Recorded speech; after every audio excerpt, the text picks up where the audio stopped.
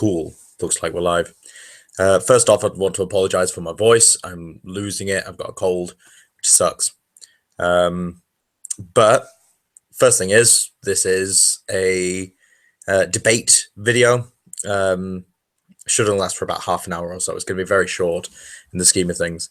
But I'm part of a Facebook group called Morley Folk General Election Debate / Discussion.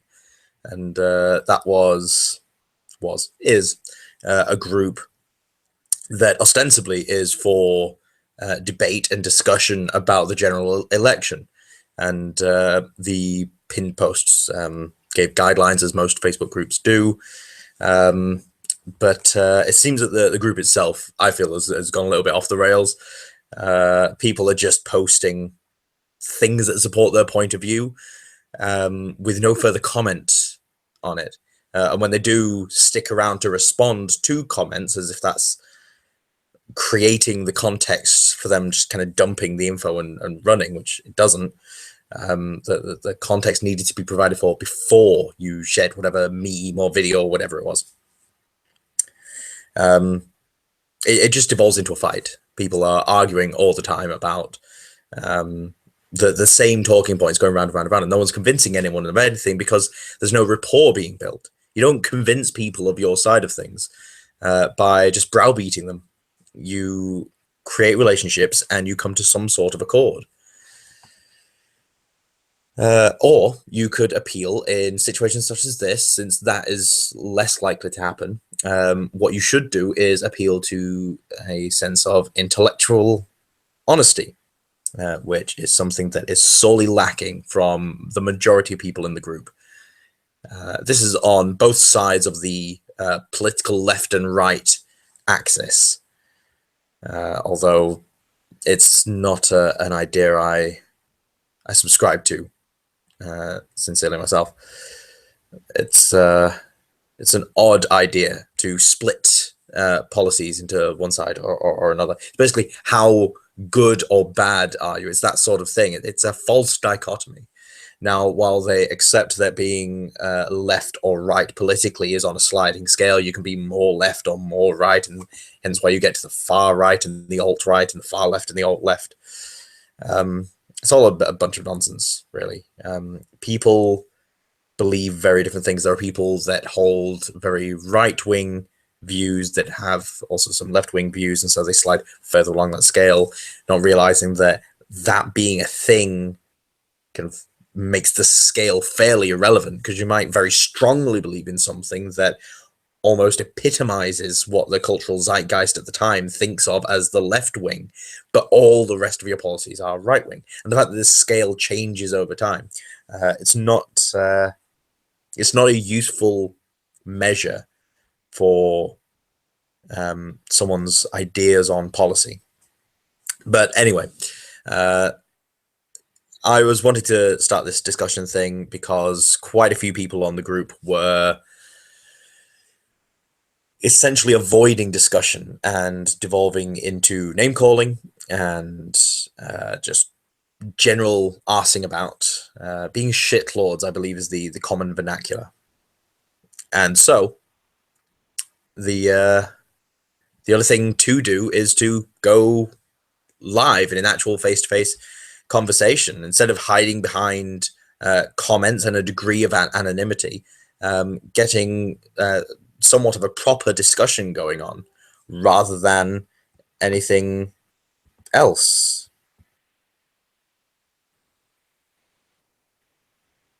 But Mickey Flanagan is on 4-7. Okay. Someone just commented on the thing where I posted saying that here is the link to the live discussion. Because I was planning on starting just after 7, but unfortunately my son had other ideas about going to bed on time. So I don't want to keep getting interrupted by shouts and things from upstairs. So here I am, no one coming up for it, which I'm sort of anticipating is going to be the theme. Is just going to be me talking with my awful cold-ridden voice. So let's try and get something out of this, shall we? Let's have a A little peek see. Okay. General election 2017. Well, what can I say? The area that I currently live in, Morley, is currently a Conservative seat. It's Andrea Jenkins. I think it's Andrea Jenkins. I'll just go and double check that because I have access to the internet. Andrea Jenkins. Does that come up with anything? Conservative parliamentary candidate for Morley. There we go. Yeah. Andrea Jenkins is not a person that I've seen around at all. I was going to attend one of her surgeries that got cancelled, and I've not arranged to go to any other surgeries and go and speak to her at all. I have contacted her office personally for a dire situation that a few authorities were recommended that I get in touch with her about, and I never got to speak to her or see her about it. And I spoke to a secretary who left me hanging for weeks. So, not a good mark there. She also voted for things that I disagree with, but I've not really felt the effects. The different places that I've lived, I've not managed to attribute any effect on my life or livelihood to the MP residing over the area, be it a Labour MP or a Conservative MP. I've not noticed a difference in quality of life in the areas that I've lived in due to the MP. So, as an MP, Andrea Jenkins could be fantastic. No idea. Her force is not felt. She could not be there. And that is not what I think an MP should be. I think an MP should be a force that's felt in the area. Essentially, what's going on is when you're electing a local MP to represent you, people aren't getting involved with that person. They're not seeing that person. And these MPs will set up surgeries where you can go and talk to them as a group and go and talk to them about what these MPs should be voting for. But it's rare that that occurs the way that it should. Most of the time, MPs will vote the way that they desire, unless there's a way that it can be recorded how their constituents would want them to act. So most of the time, going to surgeries isn't the best thing. Emailing in or calling in and getting that recorded somehow. But even then, you can't really trust them to keep that information public and to act in accordance with that information without the threat of it being made public. Which is something that we're unfortunately seeing a lot in British politics these days. It's happening a lot around the world, but people behaving in a way contrary to their duties because they could get away with it, regardless of how recorded the information was. That's a problem that the British government has. So someone else has posted in the group. Let's see if that's anything useful as a talking point. This election has to have the worst candidates ever. Vote Tory to rob us. Vote Labour to bankrupt us, and vote anyone else to waste a vote. I've made my mind up what I'm doing, but even I know that's a shit decision. Yeah. I don't agree with your assessment, but the way you've described it makes it a shit decision. Yeah. Tories to rob us.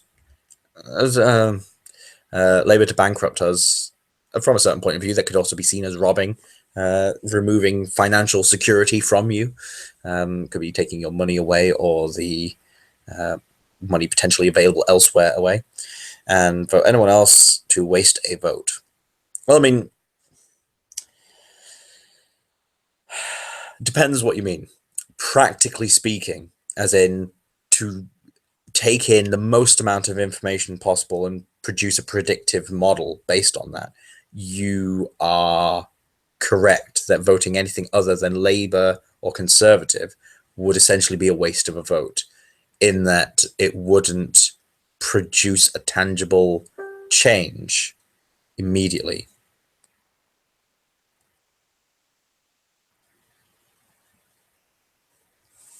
Uh,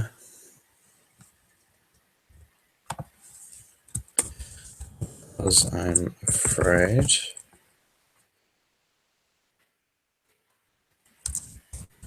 Never heard of Corbyn run and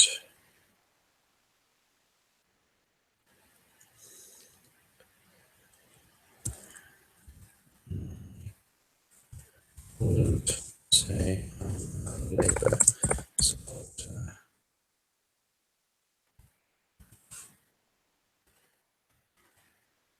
Warren Dunwell. Well, let's do a little bit of investigation. Keeps my profile private, which is fine. Half of Manchester, that's fine. But yes, essentially trying to work out what the post was after, because you can never tell if people oh, she's shared The Dark Reckoning, which is a film that my mate Brian Woodward's in. So, all right. All right, nothing to suggest her political leanings, which is fine, or at least nothing that I'm recognizing as demonstrative of her political leanings, which again is fine. One thing that I've noticed from the group a couple of times is that you will get people commenting something innocuous, draw you into a conversation, and then they try to entrap you into conceding one thing or another. I'm assuming, probably quite wrongly, that Corbyn run is a slur against Labour supporters. A lot of people assume that I'm a Labour supporter, which is rather odd. I've waded into discussions a couple of times on the Morley folk page, and I've gone in to defend an arguing style every single time and not the information being provided.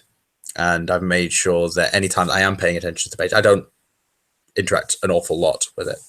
But the few times that I'm made aware of something, if I see people arguing against something using straw man arguments, which it seems that quite a few people on the group aren't aware of what they are, they don't know. So to clarify, a straw man argument is when you create a metaphorical straw man. You create a scarecrow type version, a fake version of what you're arguing against. So if you were a conservative supporter and you wanted to suggest that Labour supporters were the worst kind of people in the world, or you wanted to make them seem foolish, you would construct a straw man. You would pick one or two elements of truth to kind of hang all the straw on, but then you would build everything else around it. Like you would say, oh, well, all Labour supporters support the IRA and the bombing of innocent British civilians. They are all unpatriotic because Jeremy Corbyn supports the IRA. I think all of which are false, apart from Jeremy Corbyn supporting the IRA bit. Yes, I can't think of anything else that I said that could be real. And even then, Jeremy Corbyn doesn't support everything about the IRA. That's the thing, it's a contentious issue. I struggle to think of anyone that doesn't in some way appreciate the IRA. Like, the IRA, for anyone that don't know, is the Irish Republican Army. They were Irish born, usually, but they supported the cause of Irish people having independence from Great Britain, from the government of the United Kingdom.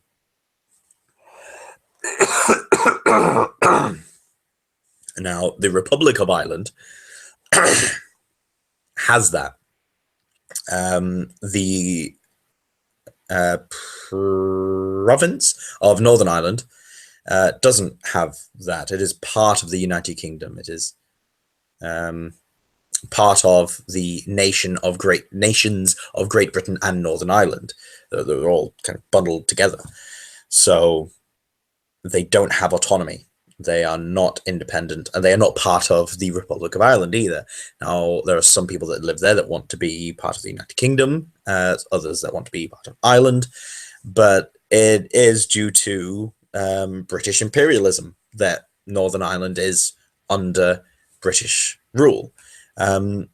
So surely you could understand that people who learn the history might feel a little bit upset about that and consider military action to maintain a hold over a territory that some people are thinking you probably shouldn't be there, is another symbol of that imperialist oppression.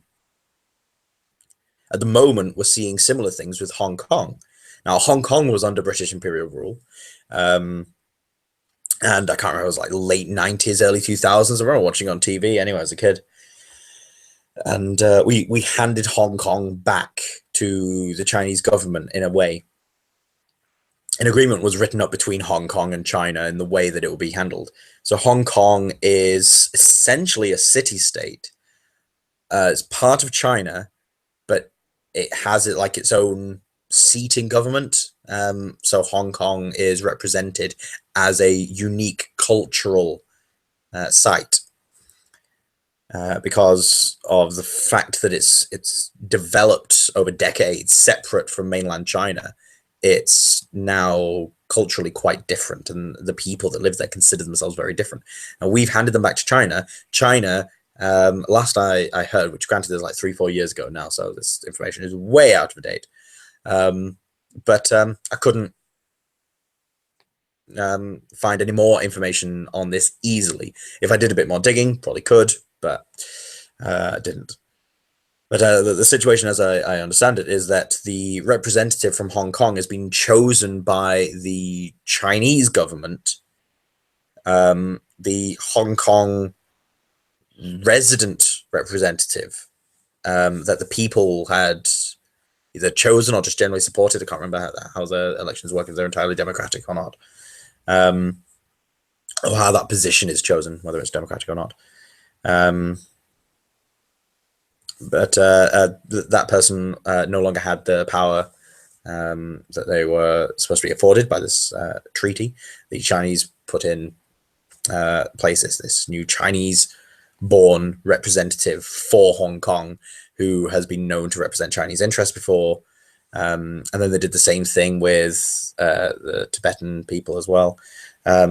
So they're complicated situations like that, where you've got a force that's trying to exert control over what is, for most intents and purposes, a foreign body. Northern Ireland is different from the main body of Great Britain. Even culturally, it's different from the main body of Great Britain. But also, it's now culturally distinct from the Republic of Ireland. So it's a difficult situation to put yourself in. There are people that want to stay part of the UK, people that want to go back and be part of Ireland. The fact that they're willing to come to blows over this means that they feel very strongly about it. Being unwilling to even discuss that side of things, that point of view, I think is incredibly dishonest. The fact that you won't entertain the fact that what the IRA were, what they were willing to do, like sit down and actually discuss things. The fact that they weren't only a paramilitary force. If you ignore all of that, that's very dishonest, and you're not going to get very far. There has never been a situation in history where situations have been resolved amicably with the fewest lives lost when one side was entirely ignored. As when a side is ignored, you end up with fracturing churches in history. You end up with fracturing countries in history. You end up with wars in history.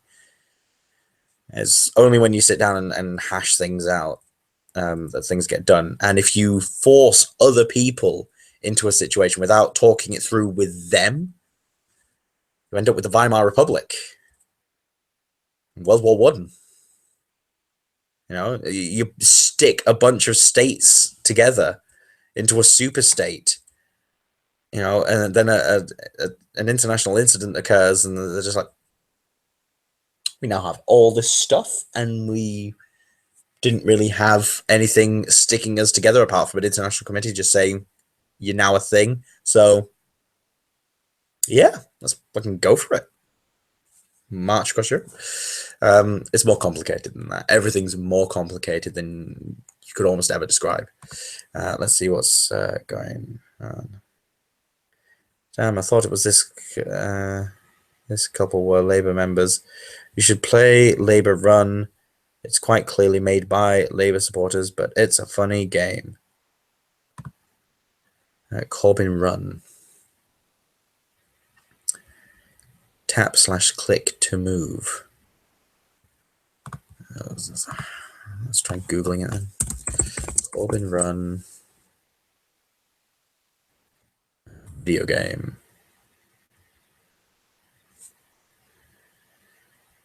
Who support Jeremy Corbyn have given the Leicester's Labour leader his own game.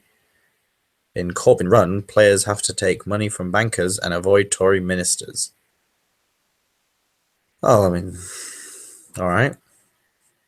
Lots of political leaders have been involved in computer games. It's quite an odd phenomenon, I find.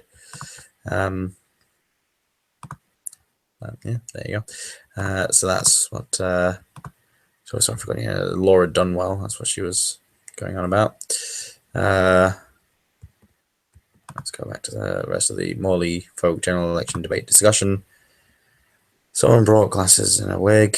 A picture of I forgot her name, Diane Abbott, and underneath that, Jabba the Hutt, and they seem to be.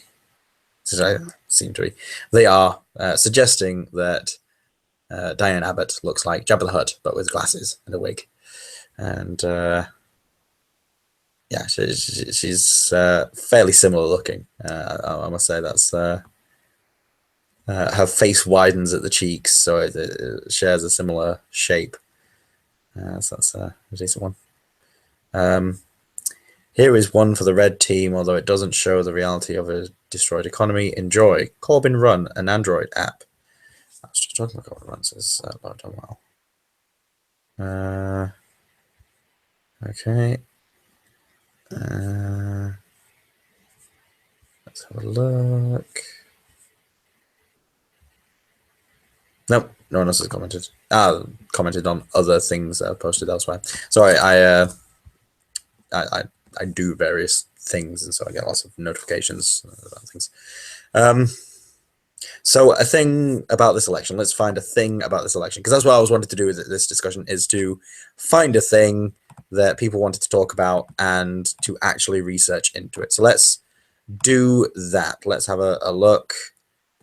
Left my ass off. A picture of Conservatives standing in funny positions. That's not really useful. Can't see him being very tough on terror. Jeremy Corbyn, those who support ISIS should not be prosecuted. It's a political view. In short, yes, Jeremy Corbyn's right in that regard. If that quote is rightly attributed to Jeremy Corbyn, no one should be persecuted for their political views. The idea of imposing stricter measures on people who support ISIS is a ridiculous notion. How do you measure how much someone supports ISIS? Because they go onto ISIS websites? Because they watch ISIS propaganda videos? I'm a journalist. I've done that. I don't support ISIS. How do you determine how someone supports ISIS? It's an intangible thing. It's one of the things that, as a kid, I always wondered, like, how were the Jews persecuted in Germany? The moment someone comes up to you and asks, "Are you Jewish?" you say no, and therefore you're off scot-free. But that's not the case. They found a way to measure how Jewish people were, how Jewish people were, not how Jewish people were. So if you put down on a census that you were Jewish, you were Jewish. If you attended synagogues, you were Jewish. That there were ways to identify people without it actually being the thing, because being Jewish, you've got genetic hereditary Judaism, which just means that you have descended from someone who followed Judaism, and I think it's a matrilineal path. So if your mother was Jewish religion, you are now hereditarily Jewish. So yeah, anyway, there's also the religion Judaism, which is an Abrahamic religion, which is basically the religion that Christianity came from. Pretty much every Sunday school teacher I had growing up had no clue that that was the case. It's very unfortunate that teaching Sunday school, they should know these things. But anyway, yeah. So the idea of being tough on terror, ISIS is not a terrorist organization exclusively, and that's the problem. Like, the United Kingdom is not United Kingdom is not a what's something the United Kingdom does. The United Kingdom is not a international policy debate department. We get involved in international debates, but we do other stuff. ISIS, or the Islamic State of Iraq and Syria, I believe it is now, because it was ISIL for a while, Islamic State of Iraq and Libya, or Daesh, as some people call it, because it sounds similar to Daesh, or Daesh. I can't remember what the translation is, but it's derogatory anyway. So the organization itself has a propaganda arm, as everyone has a propaganda arm. We call it marketing when we don't want to be derogatory about it, but it's propaganda. You are trying to propagate an idea. The term propaganda doesn't actually have, in its strictest, purest sense, the negative connotations attached. The negative connotations are cultural. We talk about Nazi propaganda and how forceful it was. The British also used propaganda. We had a department of propaganda. I can't remember what the specific name for it was, but it might have been Department of Propaganda, or Propaganda Affairs, or whatever we happened to call things back then.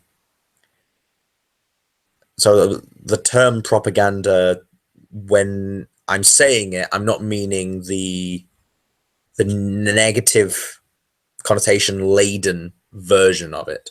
I'm meaning the actual word propaganda. So I'll try and stop this from wobbling so much because I've got it on my lap because it's a laptop.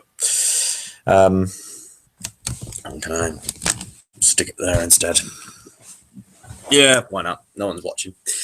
So yeah, you've got propaganda arms. You've got the fact that it's the Islamic State of Iraq and Syria. These are military forces going in and taking over sections of land. They then got policies to put in place, how to run a certain area, how to make sure that people are fed and clothed, or how little to feed and clothe them.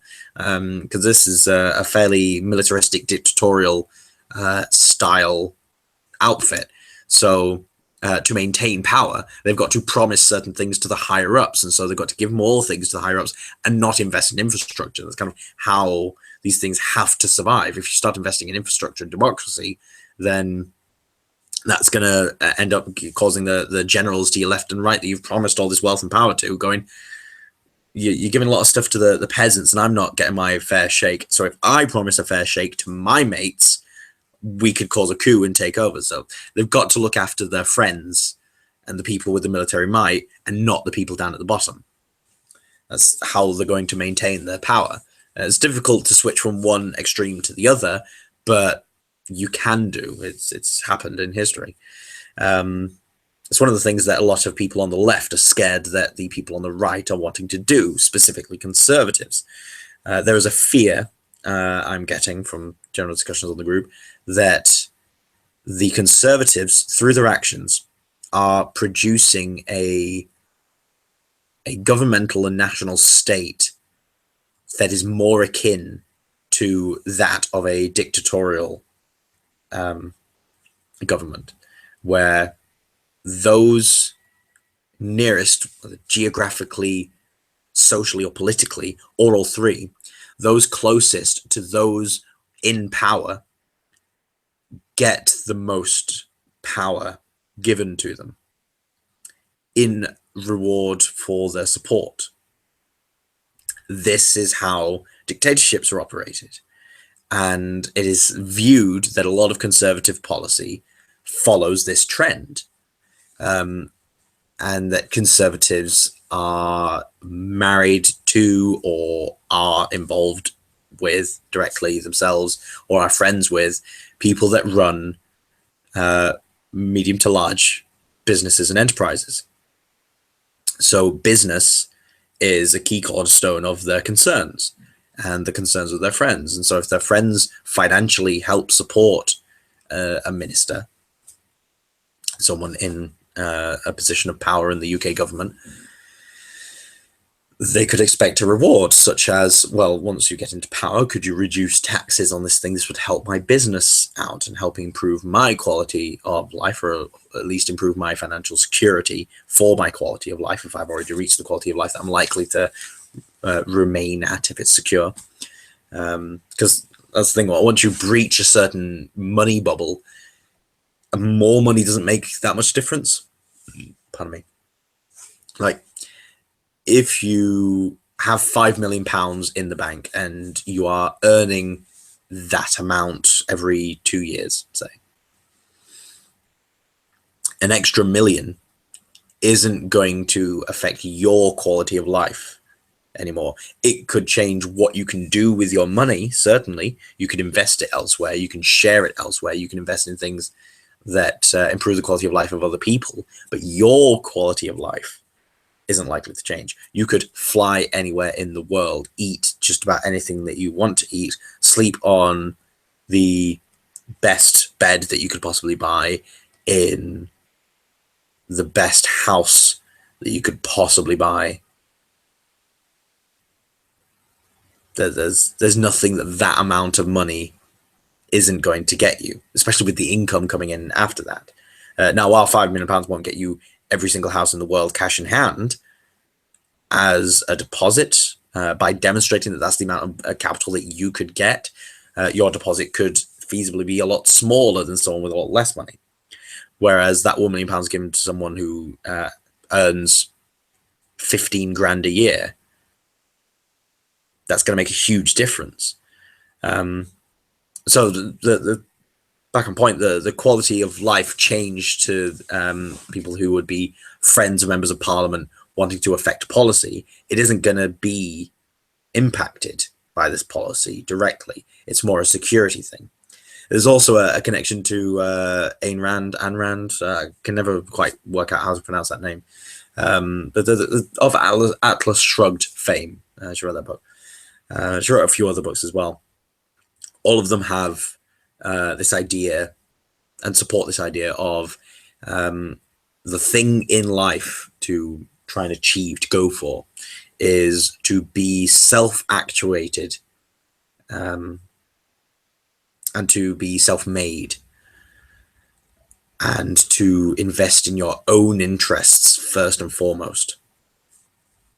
So you should be the best version of yourself, which is a fairly positive message, but you should also do so with the least amount of care and thought to other people. You shouldn't care about what you're leaving behind to other people. You should just assume that they will have the same mindset as you, and that a good will come of it. And if it doesn't, then that's somehow meant to be or shouldn't be your concern. That your concern should be on you, only you, and that by bettering yourself through any means necessary, regardless of the method and the ethics behind it, that is a good thing, because it will make life better for you. So, for example, fracking for oil improves the quality of life for people who deal in oil and might financially benefit from oil and might benefit from the presence of the physical oil. But it doesn't help the environment much at all. It causes a lot of environmental damage. But that's no concern, because that's not an immediate effect.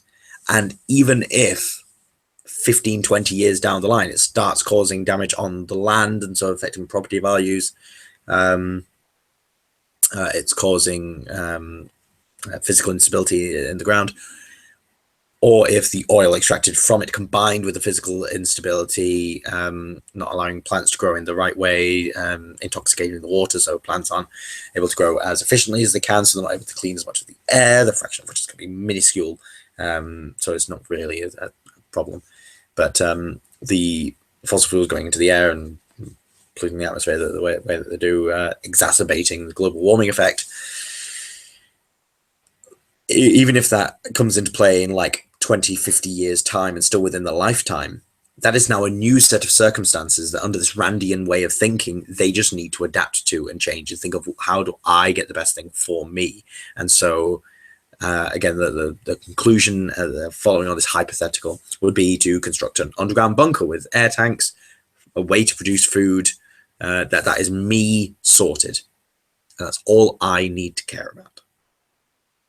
That's how the left characterizes the right. And it's how the majority of people on the right behave, but not to extremes, not to those extremes anyway. They don't literally kick people off a bus to lighten the load so that they get to work like an extra 15 seconds faster or something. They are not as draconian with this Randian way of thinking.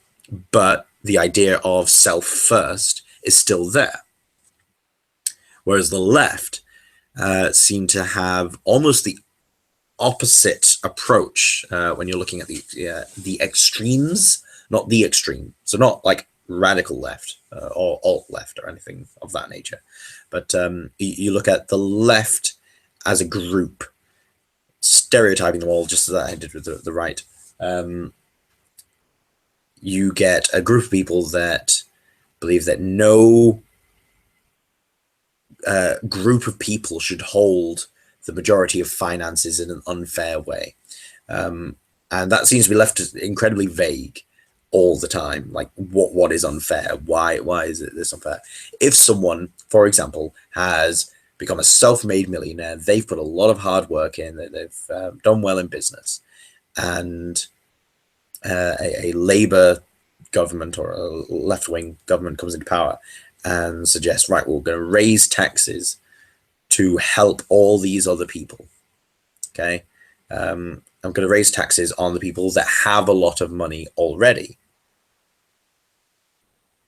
Well, as I've kind of mentioned, the people with a lot of money aren't truly affected quality of life level by small changes in the financial state. And once you reach a certain point, most changes aren't going to affect you at all.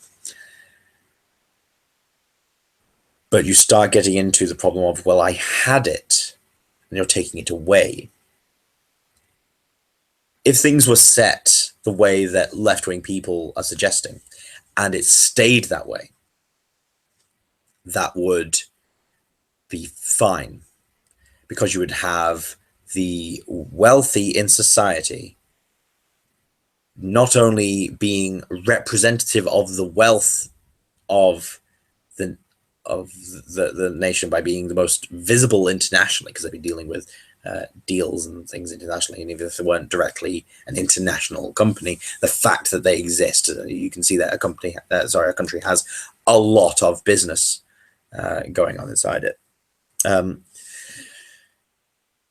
If they were to be giving large sections of the money to the poor, say, I'm going to wrap up in a sec, then the wealth of the country itself, will be going up. Anyway, I'll need to go. Bye-bye.